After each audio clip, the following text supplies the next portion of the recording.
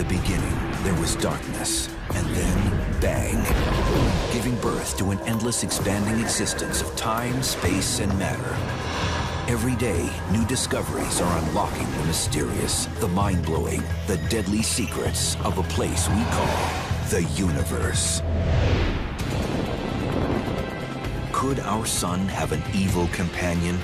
An undiscovered Death Star rotating at the furthest edges of the solar system? Does this mysterious star scatter destruction through the solar system at regular intervals, accounting for the greatest extinctions in Earth's history? Sifting through a realm populated by giant worlds and mysterious planetoids, scientists are on the hunt for Nemesis, the sun's evil twin.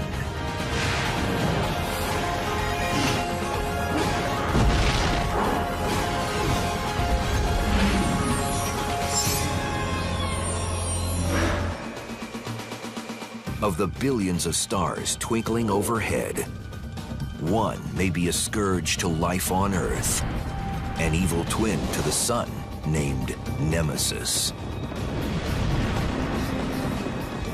Some scientists suspect that Nemesis is a dark, still undiscovered star orbiting our sun. And every 26 million years, it triggers a disaster. We know that the solar system is surrounded by this enormous cloud of comets, and so these successive passages of the sun's companion would send comets into the inner solar system. Some of them would hit Earth. What follows is death on a colossal scale.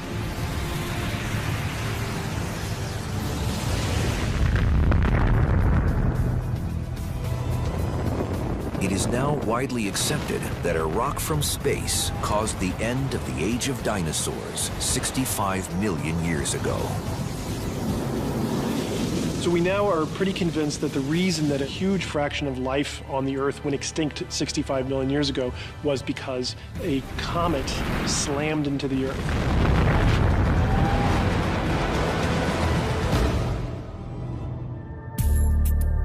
But astronomer Richard Muller has proposed a revolutionary theory to explain why that space rock crashed to Earth at that particular moment. The Nemesis theory postulates that there's a star orbiting the sun at a 26 million year period. That's about it. Almost no other assumptions need to be made. Muller believes that as Nemesis nears the sun, its gravitational disturbance sends comets flying through the solar system.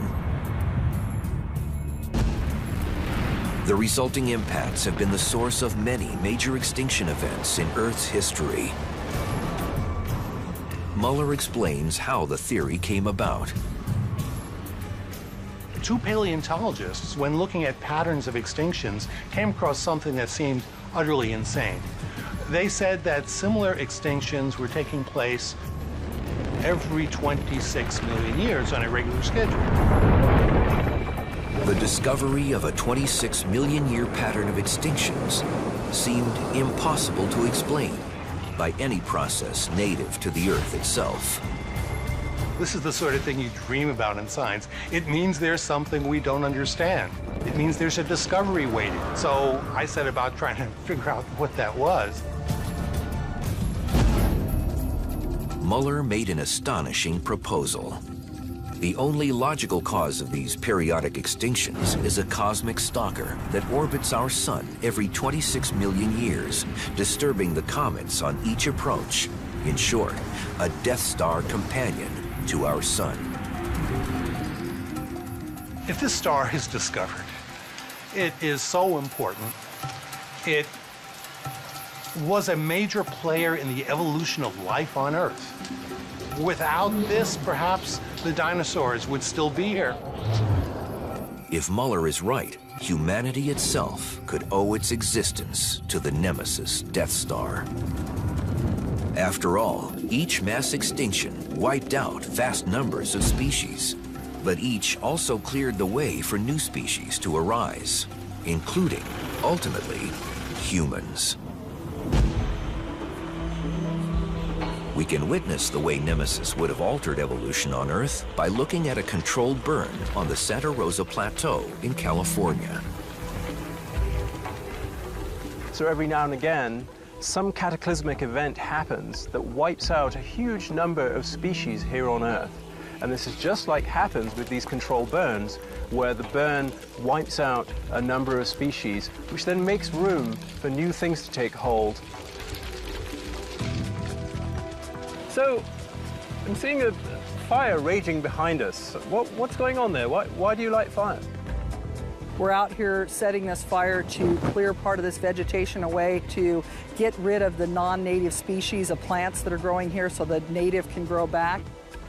We come here and burn annually in different plots of land so that it can be studied, and we can also see the impact it's having on that environment.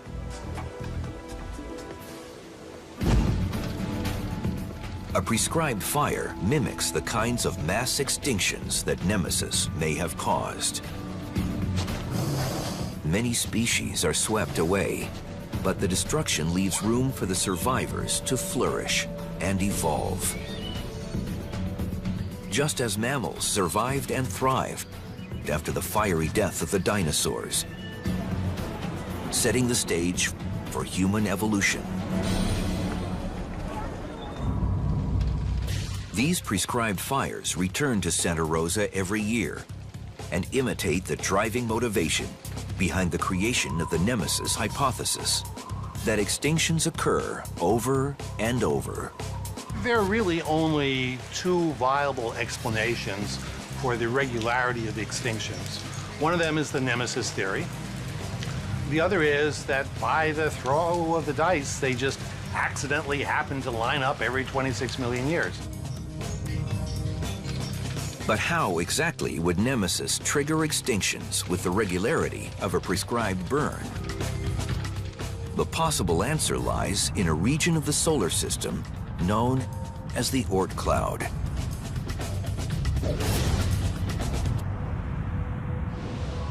The Oort cloud is the place where comets are kept in cold storage until they come screaming in towards the sun. So these things are sitting in deep freeze, sort of at the distance halfway between us and the nearest stars.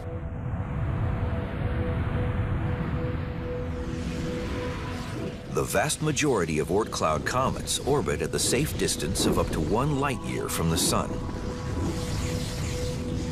That is, unless something disturbs their orbits. Occasionally a star will come by and they'll get a little bit jostled, and then little jostling can do a lot of things. It can make them go away and leave the sun entirely. It can put them on a slightly different orbit. But one of the things it can do is put them on an orbit that slowly falls in toward the sun.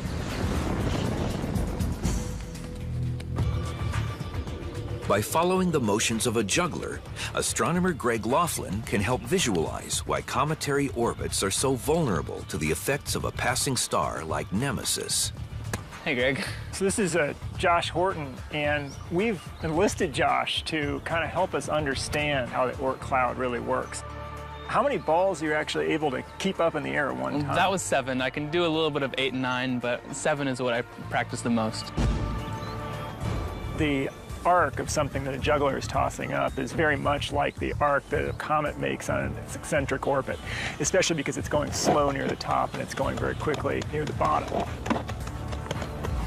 If we want to simulate the whole Oort cloud, then we've got to keep a lot of balls in motion. So I'm wondering if you can maybe give me a quick... Yeah, I can try. Okay, well, let's start with 2. 2 balls. And so what you're gonna do here is you're gonna cross both balls in here. So it's gonna be throw. Nope, the throws are exactly the same, just like the path of the comet. So cross, cross. And they're making an X in the air. Do they leave at the same time or no? Different times? It's right, left, catch, catch. Right, left, yeah, that was it. Just throw your left hand a little bit higher. Right, left, catch, catch. Good. They're kind of catching them at the same time. Right, left, catch, catch. That was better. So I'm a little bit like a solar system where there's some serious gravitational instability in the mix. So Josh is keeping 7 balls in the air at the same time, and that's not unlike the sun's job, which is to keep trillions of comets all orbiting in the Oort cloud.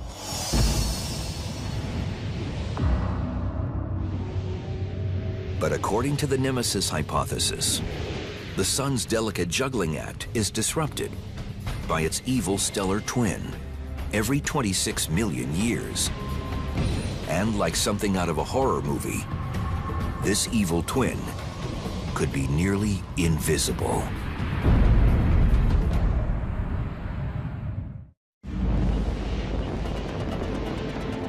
Does our sun have an evil twin? A star named Nemesis orbiting the distant reaches of our solar system? And every 26 million years, does it fling comets from the Oort cloud toward Earth? Sometimes they get tossed out, other times they orbit harmlessly until they evaporate and go away. If you have comets rattling through the inner solar system, then in a sense, all bets are off. Scientist Richard Muller not only theorizes that this periodic mayhem is caused by a deadly companion star to the sun, he believes he knows precisely what kind of star it is: a red dwarf. That there is a star orbiting the sun in a 26 million year period, that was my idea. Let's assume the star is a red dwarf star. Why red dwarf? Because that's the most populous star in the galaxy.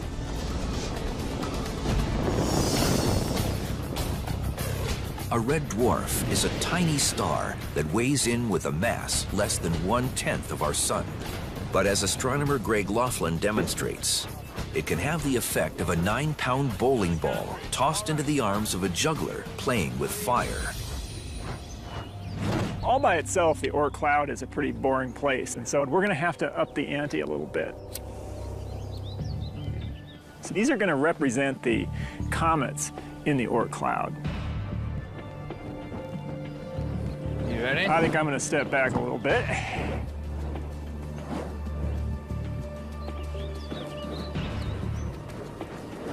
So Josh has got them all going nicely, just like the comets orbiting in the Oort cloud. So let's see what would happen if I took this red dwarf and tossed it into the solar system. Josh, are you ready for the red dwarf? Yeah. Here we go. Oh. So as you can see, the red dwarf coming through the solar system has really changed the orbits of the comets. Notice that 2 of these comets actually crashed onto the Earth. That's not unlike what happens when a giant impact occurs and we get one of these mass extinctions.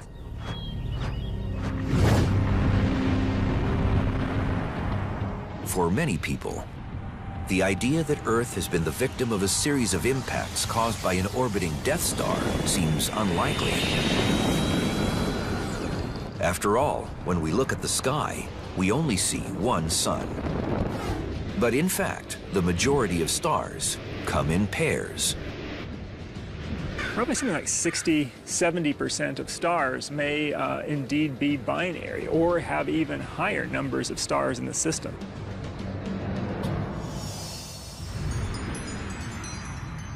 According to Richard Muller's Nemesis hypothesis, our sun is part of such a binary star system. It all works. All you have to do is hypothesize that the sun, like 2/3 of all the other stars in the galaxy, has a companion. This one with a 26 million year period, and there you have it. But if so, why don't we see the sun's twin in the sky? According to Muller, the reason is simple. Nemesis is an extremely dim red dwarf. When I first came up with the Nemesis theory, the issue was, well, wait a minute, how come nobody found it? And that was pretty obvious. It has to be hard to find. By definition, a red dwarf barely glows at all. It would be the closest star to our sun, and we wouldn't even know it. Now, why is that? The way we discover nearby stars is either because they're very bright, and a red dwarf star is not very bright, or because the sun is moving past it. This star is moving with us. Yes, it's orbiting us, but that orbit is very slow, 26 million years. So it would be moving with us. It would just be at a fixed position in the sky and wouldn't move. In other words, when viewed from Earth, most nearby objects are shifting over time.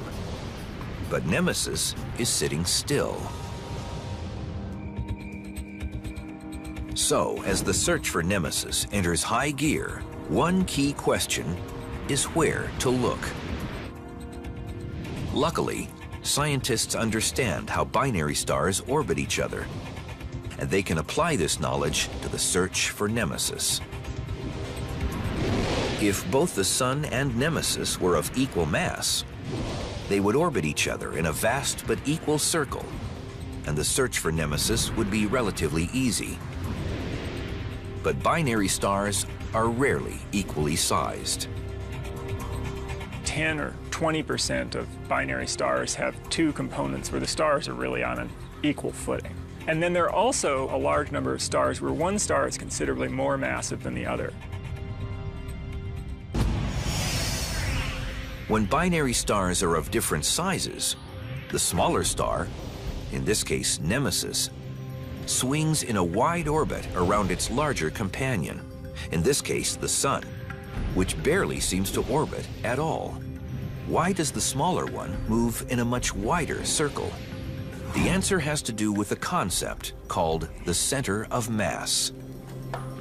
A pair of gymnasts on a balance beam can help us visualize how it works. Stars in a binary pair orbit around their common center of mass. If two stars are about the same mass, they orbit around an invisible spot in the middle, right in between the two of them, just like Tammy and Carly are balanced on this seesaw. Wow, are you guys balanced? But unlike these gymnasts, Nemesis and the Sun are not equal. Astronomer Richard Muller estimates that the Sun has 10 times more mass than its undiscovered twin. And when one binary star is larger than its sibling, the center of mass between them shifts closer to the larger star. So Tammy's going to help illustrate that. Tammy, how much do you weigh? About 130. About 130. And we have weights at this end that are about 35 pounds. So you're just a little bit less than 4 times that weight. So climb on up. Let's see where you have to be to balance the balance beam. Since Tammy weighs about 4 times as much as the metal weights, she must move far closer to the center of mass to maintain balance. If Tammy and the weights represented binary stars, the weights would orbit far out in the distance, while Tammy would barely move. In fact, both would be orbiting each other. It's kind of a misconception to think that the more massive star doesn't move and the less massive star just goes around it. In fact, they're still both orbiting the common center of mass. The more massive star moves less, and the less massive star moves more.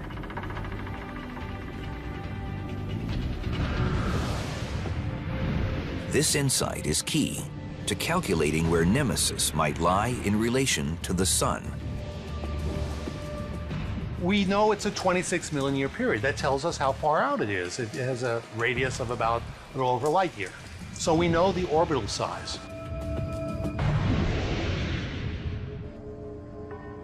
Now that scientists know roughly where to look, the search for Nemesis is in full swing. And so far, that search has led to an astounding new theory.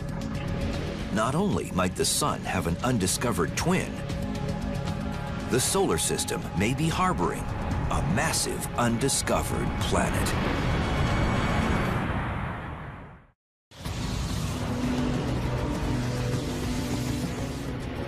In the hunt for an evil twin to our Sun that shakes comets loose and rains death across the Earth, all of the pieces are in place, except one. The Nemesis theory really needs the smoking gun of actually finding direct evidence for the object itself in order for the whole thing to hold together. Now, why haven't we found it yet? Actually, there are quite a few astronomers who don't pay very much attention to this and simply assume that if it existed, it would have been found by now. We believe this thing can be found within the next few years. What it takes is a survey of dim stars.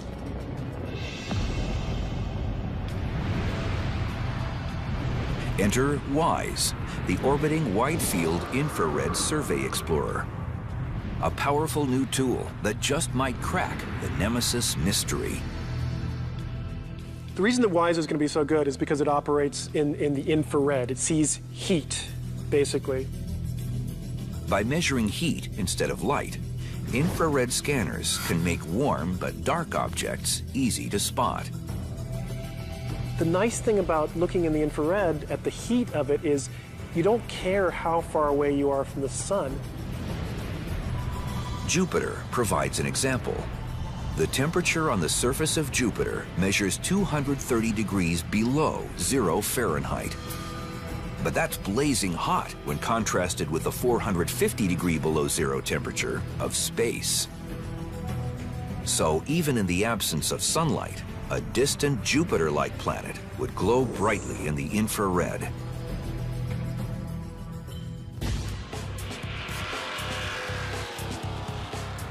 By visiting a motor speedway, we can see how the WISE survey might help find Nemesis by exploiting the infrared contrast between objects of different temperatures. Here, the roar of the engine only tells half the story.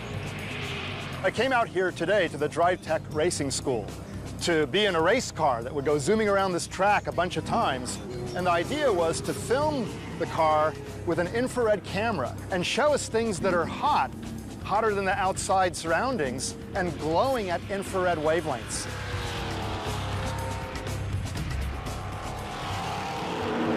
So hey, Ted. How you doing? Good to meet you. Likewise. Yeah, you're the driver? Sure. Now, how fast are we going to be going? Approximately 170 miles an hour. Now, that's about 3 times normal highway driving speed, Yes, so sir. whoa, things are really going to heat up. Oh, yeah. All right, let's go then.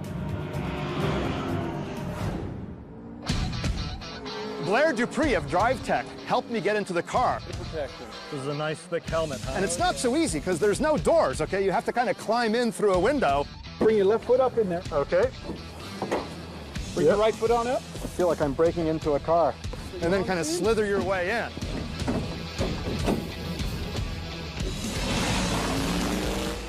Being in that race car was really exciting. When I was going around the turns, I could really feel the G-forces. Ted, give you a good ride, didn't Yeah, well, I'm glad Ted was the driver. I couldn't do this, you know? I was scared out of my seat and I wasn't even the driver, okay? With the car nicely warmed, a FLIR infrared camera, set up by thermal imaging expert Ross Overstreet, sees everything literally in a new light. Hello, Allie. Hey, Ross. How are you doing? Doing good. How are you doing? Good, good. Let's look at these infrared images. Right now we're pointed at the back of the car. The best way to think about it, this is more of a measurement device than a camera. It's like having 1 million different thermometers spread across the image. We're actually getting temperature measurements on each of those pixels. Things that are supposed to be hot look like they're glowing, they're red and orange and white. And things that are cold are colored blue and black, and colors you associate with cool objects. Right. And you'll notice there's several different hot areas of the vehicle. Now, I see some variations across the tires. Yeah, and you'll notice that the one tire is a little bit warmer than the other. The right-hand tire was indeed hotter than the left-hand tire because there was more pressure on it during the turns. So how hot is that hotter tire there?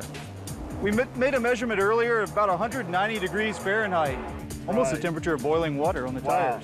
When we just look by eye, we can't tell whether something is hotter than something else, but here you can tell, and that's really cool. Right, this camera would work just as well if it was pitch black or in the middle of the day. It doesn't care about solar light at all. The infrared camera sees the racetrack the way the WISE survey scans the dark and faraway realms of our solar system. If Nemesis is out there, infrared should reveal it. The hot spots of the race car are sort of like warm, glowing objects out in the cold depths of space, far from the sun. This is a whole new way of discovering objects. Objects too faint to be seen through a normal optical telescope, but bright enough to be detected in the infrared. The WISE telescope completed its sky survey in early 2011. But in the search for Nemesis, the results are still inconclusive. The WISE survey is going to take a long time to analyze, simply because there's a huge amount of data that had been gathered by this craft. About half of the Nemesis candidates have not yet been studied, but in the next few years, we expect the theory will be either proven right or wrong. Until that time, it is and should be controversial. That something so relatively near to Earth can be so obscure is what Frank Jankowski of Mobile, Alabama, wants to ask the universe. Why can scientists observe objects in space that are millions of light years away, yet have difficulty spotting objects at the edge of our own solar system? That's an interesting question, Frank. The objects that are millions of light years away that astronomers can see are powerful and luminous. They produce a lot of energy on their own, like an exploding star. But an object near the edge of our solar system might be small, and it reflects only a little bit of sunlight, so we can't see it at visible wavelengths.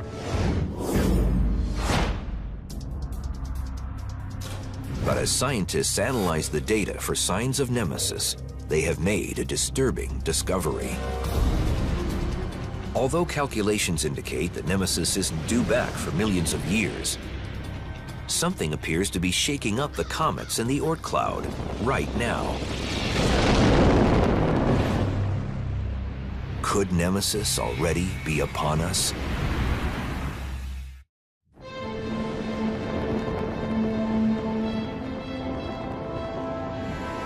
Since the birth of the Nemesis hypothesis, astronomers have been on the lookout for a faint red star that periodically disturbs the gravitation of the Oort cloud comets. This sends them on a catastrophic rendezvous with the inner solar system, including Earth, every 26 million years. But as scientists study the Oort cloud, they have uncovered unsettling evidence that something is disturbing comet orbits right now. Has Nemesis already returned? If the sun was all by itself and there was no Nemesis, then the comets in the Oort cloud would all have very predictable and regular orbits. They would be very regular in their arrival times and departure times. Without gravitational interference from anything other than the sun, Oort cloud comets, like juggled objects, could spread out evenly across the sky. However, that's not what some scientists report. When we look out into the sky and look at where the comets are coming from, their directions tend to concentrate in a certain region of the sky. And one possible explanation for that is that that skew is being directed by the gravitational perturbations from an unseen object that is out there. Based on these observations, scientists infer that a huge object is disturbing the Oort cloud. They do this the same way that California transit officials infer that an accident is disturbing traffic patterns in Los Angeles. So Marco, where are we? What is this room? Well, the map we have here on the wall, that's our freeway system map, and as you can see, it shows the major freeway routes in Los Angeles. The green dots represent normal traffic flow, while the red dots indicate that something is causing traffic to back up.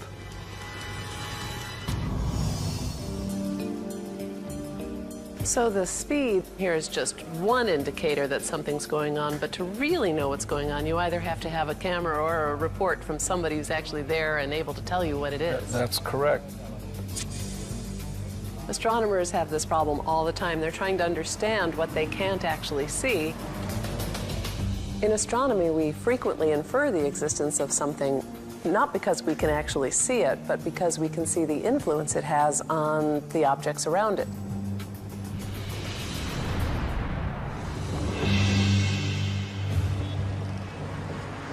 Whether too many cars are crowding too few lanes during rush hour, or an accident is slowing traffic flow, something causes congestion. Since scientists see similar congestion in the Oort cloud, Could Nemesis be the perpetrator? This place is very impressive. It's got all the cameras, all the sensor data, all the California Highway Patrol incident reports. This is far more data than astronomers have to work with. If we only had remote cameras all throughout the outskirts of the solar system, we might know a lot more about it.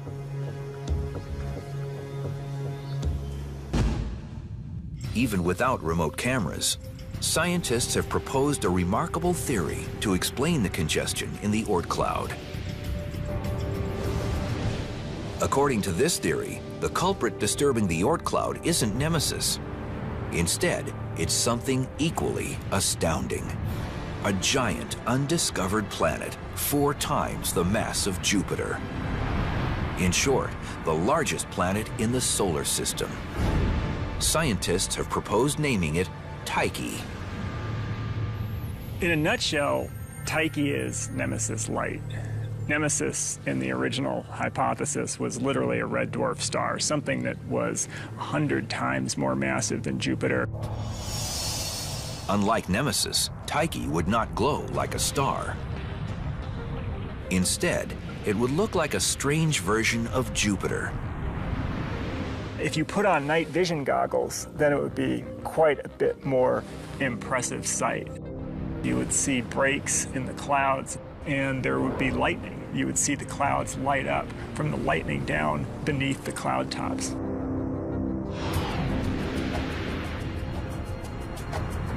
Tyche may disturb the orbits of comets in the Oort cloud, but it can't be the source of Earth's periodic extinctions.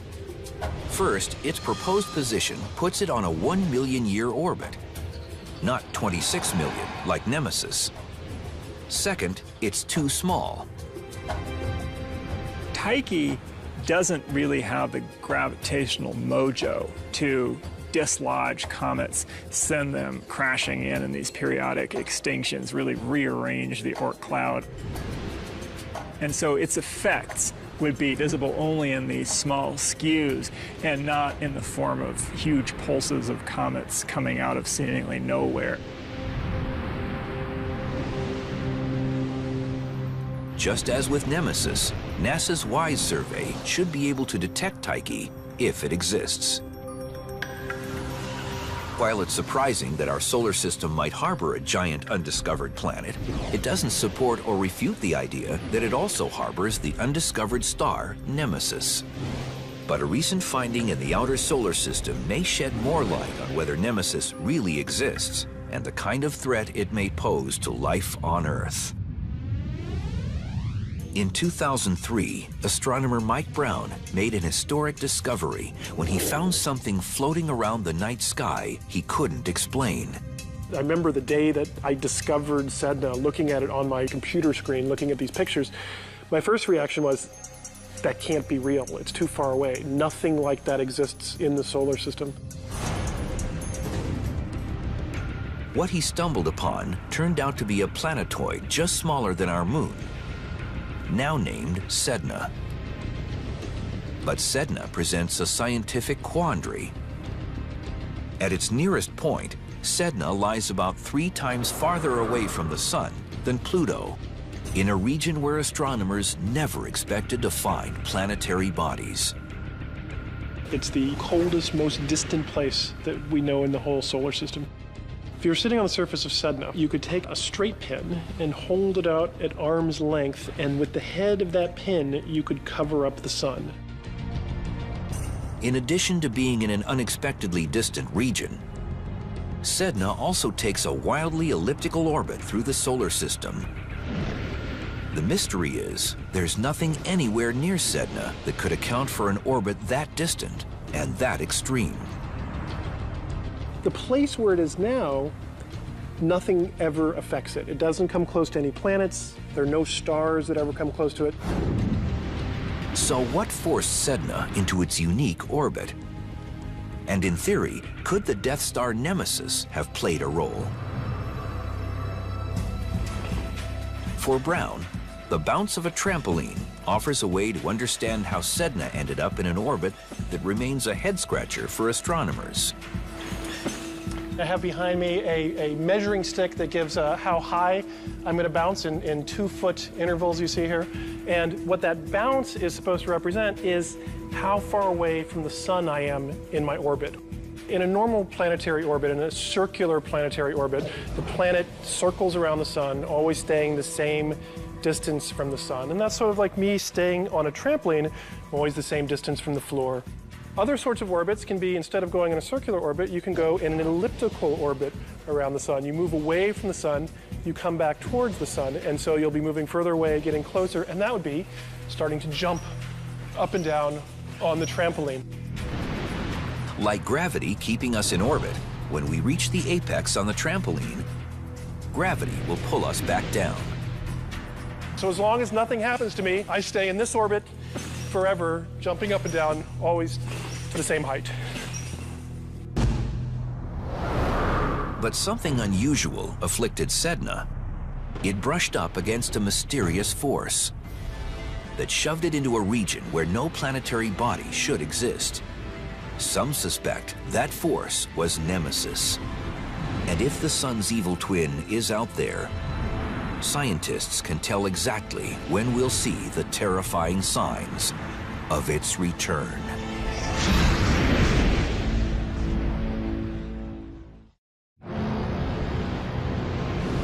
As astronomers search for a Death Star named Nemesis that might periodically cause mass extinctions on Earth, the recent discovery of a tiny world named Sedna could prove key. Billions of years ago, Sedna revolved around our sun like other planets in a nearly circular orbit. But then, two strange things happened. First, something forced Sedna into an extremely elliptical orbit. And then something else pushed that orbit out so far that it seems to defy any visible explanation. The first question, what caused its elliptical orbit, is fairly easily explained. It could simply have been gravitational tugs from the outer gas giants Jupiter and Saturn. A trampoline can help illustrate. To really understand how orbits in the solar system work and we get these very elliptical orbits, we need to get more height on the trampoline, and I can't do it. So Ken, I'm gonna need your help. Well, awesome, I'm ready to help. Let me get out of your way. Just as extra people on a trampoline create extra bounce, the large gas giants in the solar system can create enough gravitational bounce to stretch a smaller body's orbit into a wide ellipse. So here's Sedna on a nice elliptical orbit, but then Sedna got a little bit close to one of the planets.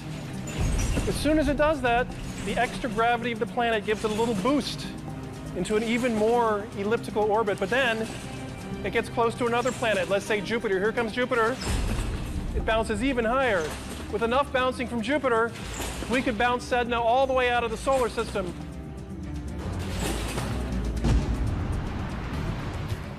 The orbital bounce provided by Jupiter and Saturn can explain how Sedna's orbit got its elliptical shape, but not how it ended up being forced into a distant region of the solar system, where scientists never expected to find a planetary body.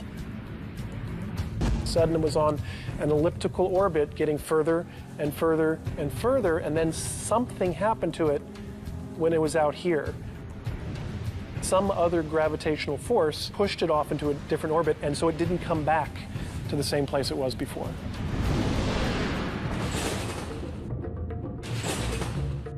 It's as if some second gravitational force was passing by and shoved Sedna onto a different trampoline so that it bounces in an unexpected region. The most likely answer is that there was another star very, very close to the sun at the time when Sedna was going through this process. The solar system probably formed in a cluster of stars, and so close encounters with nearby stars, nearby rogue planets even, were much more common during the very earliest days of the solar system's formation. Most of these solar brothers and sisters have long since dispersed. But according to the Nemesis hypothesis, one of them is still out there, still circling the sun, still causing periodic chaos amongst the comets, and still waiting to rain death on the Earth once more. If that is correct, future generations will be faced with a monumental threat when Nemesis returns. In 10 million years. The Moon, Mars, planets would basically be unaltered from their current condition. On Earth, the cities might not be there, but the continents would still be almost in exactly the same places that they are now.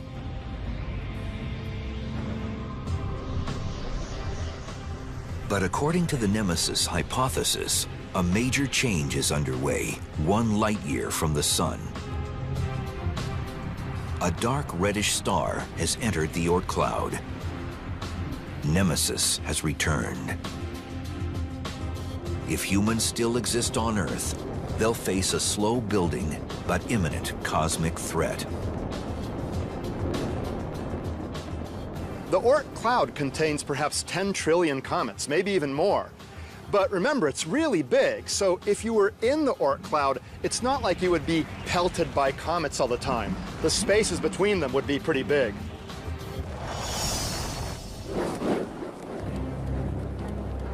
Like a bowling ball in a juggler's hands, Nemesis simply shuffles some comets out of its way. The Oort cloud has an empty region in the middle. It's been cleaned out by Jupiter and by the Sun. We live in that region. But as Nemesis approaches, the inner solar system becomes a shooting gallery. And so there start to be a few more comets than usual, and then suddenly there are just comets coming all the time. And at the peak, there might be 1,000 to 10,000 comets per year in the sky.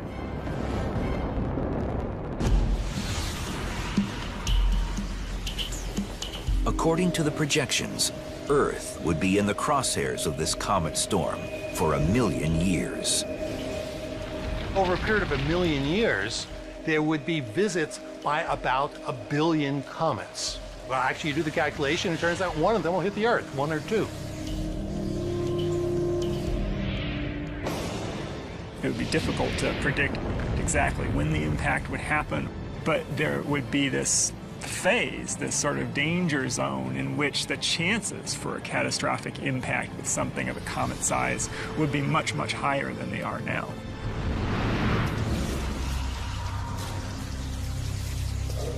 Will the impact spark another catastrophic extinction on Earth? Perhaps, but only if we let it happen. I like to joke that Nemesis planned this one poorly. In between the last extinction and the next one, there's plenty of time for intelligent life to get its act together to make sure that next time Nemesis comes back and the sky is filled with comets, to make sure that none of them hit us. Is this future inevitable? Until scientists either discover Nemesis or definitively rule it out, no one can know for sure. It's important to realize this is not just an abstract discussion. Clearly, these objects colliding with Earth happen very rarely. But on the other hand, when they do collide, they're extremely cataclysmic. So what we need to be able to do is get better understanding of our solar system and keep an eye on the sky, because it may be crucial for our survival. If the future sky one day does fill with comets, perhaps humanity will have found a way to save itself, rather than end up one more victim of the sun's evil twin.